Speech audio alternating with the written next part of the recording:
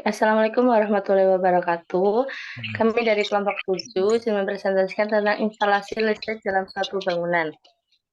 Kami yang beranggotakan Hairunisa Guru Bakti 211001080, Firda Britami 211001081 dan Zaki Tiffany Rasuardi 211001109.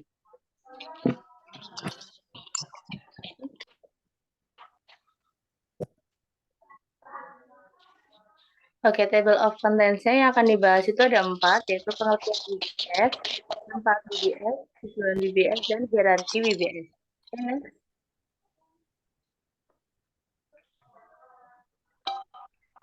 Pengertian dari WBS.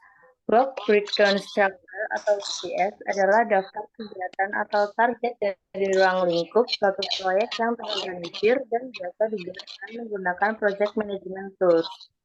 WBS dapat memudahkan proses manajemen proyek untuk mengembangkan jadwal, perkiraan biaya, alokasi sumber daya, dan penilaian risiko. Next.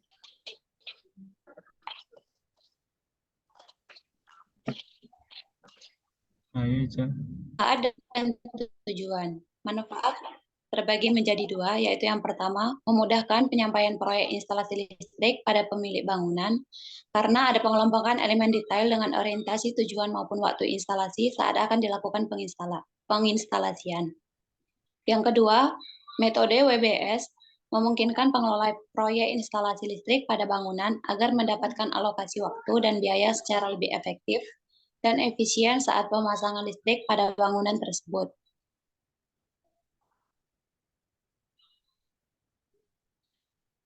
Tujuan dibagi menjadi 3. Yang pertama yaitu agar instalasi listrik pada bangunan terselenggara dengan baik, terjaminnya keselamatan dari bahaya kejut listrik, keamanan instalasi dari kebakaran akibat listrik beserta perlindungan lingkungan. Yang kedua, mempermudah masyarakat untuk perawatan hingga renovasi rumah di kemudian hari. Yang ketiga, untuk kelayakan teknis instalasi pada bangunan membuat fungsi yang maksimal tanpa harus mengurangi estetika dasar sebuah bangunan rumah hunian.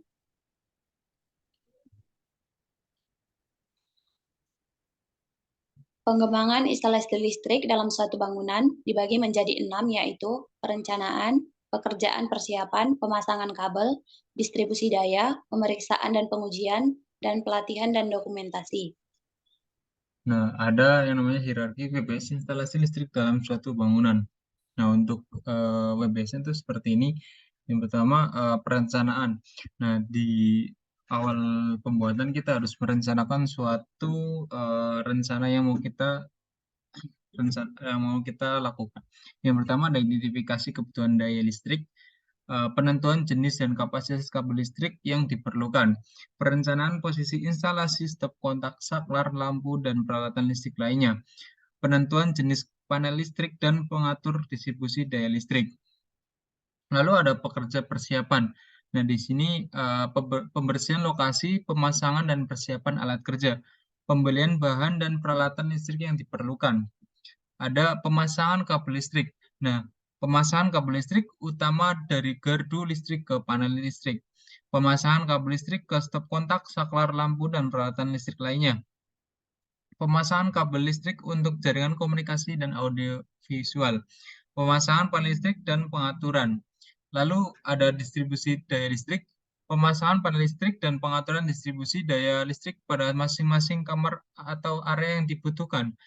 Pengaturan listrik, pemutus daya listrik, sirkuit breaker, dan pengaman lainnya. Lalu ada pemisahan dan pengujian. Nah, di sini pemeriksaan dan pengujian instalasi listrik untuk memastikan kualitas dan keamanan. Pengujian kapasitas daya listrik yang terpasang dan kestabilan tegangan. Lalu yang terakhir ada pelatihan dan dokumentasi. Nah, pelatihan bagi penghuni bangunan dalam penggunaan peralatan listrik dan pemeliharaan listrik yang benar. Pembuatan dokumentasi instalasi listrik termasuk diagram dan penyatatan perawatan. Terima kasih. Sekian dari kelompok kami. Bila ada tutur kata yang salah, kami minta maaf. Sekian, wassalamualaikum warahmatullahi wabarakatuh.